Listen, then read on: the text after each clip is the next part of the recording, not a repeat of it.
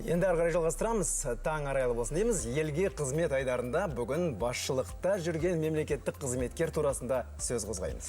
Нақтырақ айтсақ, әкімдер жайлы, әкім бұл халқыңа жақын болды демейме. Бұл тәмсілді олар қаншалықты берік ұстанады, жұмыс күндерін қалай ұйымдастырады, толығырақ келесі бейнематериалда.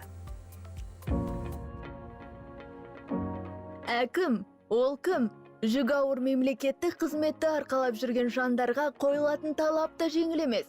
Олардың жұмыс күні қалай өтеді? Мен бүгін суретке жасадым, базарға енгіземіз. Бір балабақшаға алды, ол да осы аптаның аяғына шейін аламыз.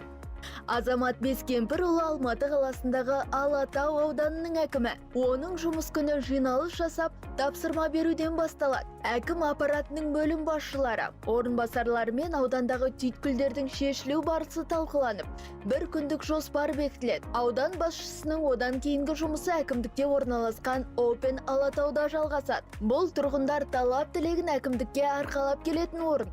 Мен университетте де грантпен оқыдым, мемлекет төледі. Болашақ бағдарламасымен мемлекет төлеппен шетелге барып, 2,5 жыл сояқта оқып келдім.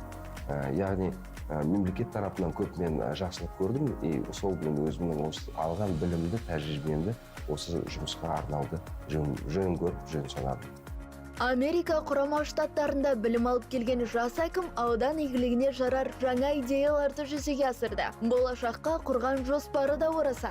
Бұнда 6 мектеп, паркымыз, әлеуметтік нысанда, тұрғын үйлер, үлкен торгово-развлекательный комплекс сол орналасады.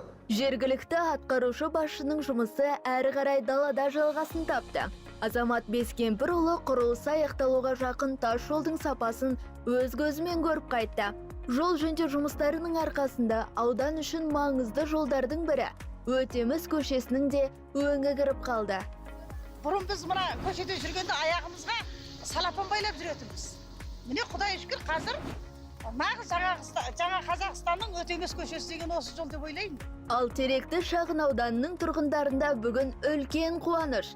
Жер үйлердің қасынан ересектерге арналған воркаут, әткеншек, орындықтар, дала шамдары мен бейне бақылау камераларын біріктірген заманауи балалар алаңы ашылды. Балалар қуанып күнде осы жерде, осы ойында іздегенімізде жүрді ауылда. Кепіл салыпты жүрді ауылда.